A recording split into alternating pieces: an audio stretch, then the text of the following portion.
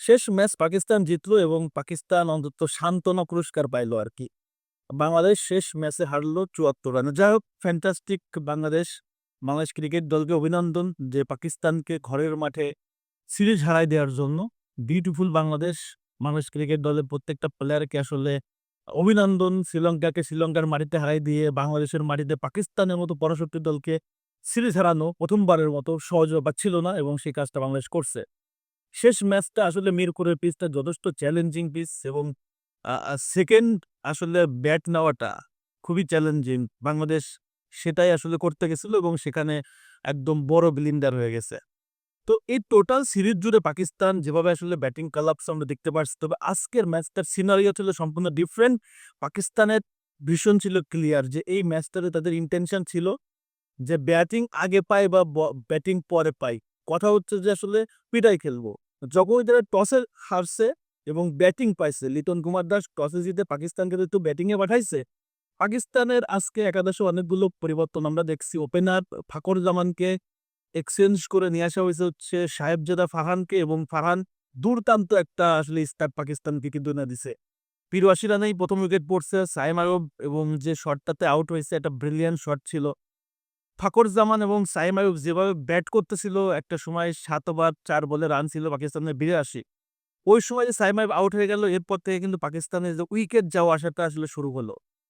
এরপরে শাহজাদা ফারহানও বেশিক্ষণ টিকতে পারে না। তবে মিডল দিকে আসলে আপনার যদি দেখি মিডল অর্ডারে হাসান নওয়াজ একটা ভালো ব্রিলিয়ান্ট ইনিংস খেলছে, মেবি ৩৩ রানের।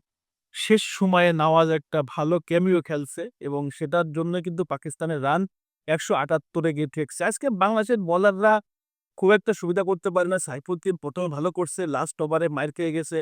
তাসকিন ভালো করছে বলব না, উইকেট পাইছে কিন্তু প্রচুর মাইর খেয়েছে। মেহেদী বলেন, তারপরে হচ্ছে শরীফুল, কেউই আসলে বলা যায় যে সবাই আসলে পিটানি খেয়েছে পাকিস্তানের কাছে। তো পাকিস্তানের যখন রান হলো ১৭৮, বাংলাদেশের টার্গেট ১৭৮, ৭৯। এই ৭৯ রান করতে যেয়ে ১৭৯ রান করতে যেয়ে বাংলাদেশ শুরু থেকেই আসলে পজিশনে ৫ উইকেট পড়ে যায়। প্রথমেই বাংলাদেশ আসলে এলোমেলো হয়ে যায়। এইখান থেকে ৫ উইকেট যাওয়ার পরে ১৭৯ রানের টার্গেট চেস করা সহজ ব্যাপার না, এবং সেটা অসম্ভব, ইম্পসিবল, এবং মিরপুরের পিচে। তো সেটা হয় নাই। বাংলাদেশ ৮১ রানে ৯ উইকেট চলে যায়, এবং শেষ দিকে সাইফুদ্দিনের যে ব্যাট থেকে যে রানটা আসছে ৩০ রান প্লাস, সেই রানের জন্য বাংলাদেশ ১০০ রান পার করছে। আর তো ১০০-র আগে প্যাকেট হয়ে যাওয়ার যে সম্মানটা সেটা বাঁচাচ্ছে। তো যাই হোক, পাকিস্তান লাস্ট ম্যাচটাতে ৭৮ রানে জিতলো। এটা ৭৮ না, মেবি ৭৪ রানে জিতলো। শেষ জয়টা তারা আসলে নিয়ে গেল। তবে সিরিজটা পাকিস্তান নিতে পারত যদি দ্বিতীয় ম্যাচটাতে পাকিস্তান যেভাবে ব্যাটিং কোলাপস করছে ওটা না হইলে। তো ওভারঅল মিলে বাংলাদেশ ক্রিকেট দলকে অভিনন্দন আমরা জানাচ্ছি। দুর্দান্ত একটা সিরিজ পার করছে। তবে এই সিরিজ জুড়ে লিটন কুমার দাস পুরোপুরি ফ্লপ। তার ব্যাটে কোনো রান নাই ৩ টে ম্যাচে। তার ব্যাটে রান ১০ ও মনে হয় নাই। সো এটা হচ্ছে বাংলাদেশের ক্যাপ্টেন লিটন কুমার দাস। সিরিজ প্রাপ্তির ভিতরেই আসলে লিটন কুমার দাসের ব্যাটে রান নাই, এটাই সবচেয়ে বড় অপ্রাপ্তি। তো যাই হোক, প্রিয় দর্শক, বাংলাদেশের ক্রিকেট ফ্যান্সরা, বাংলাদেশ ক্রিকেটে আবার আসলে মুভমেন্ট শুরু করছে। সিরিজ জিতে ফেললো, শেষ ম্যাচটা আসছে। সবগুলো জিতে সেটা এমন না, তবে হয়টাস করার সুযোগ ছিল, সেটা পারলাম না। আর পাকিস্তানের মতো পরাশক্তি দল, তারা তো ঘুরে দাঁড়ানোর চেষ্টা করেও সেটাই করছে।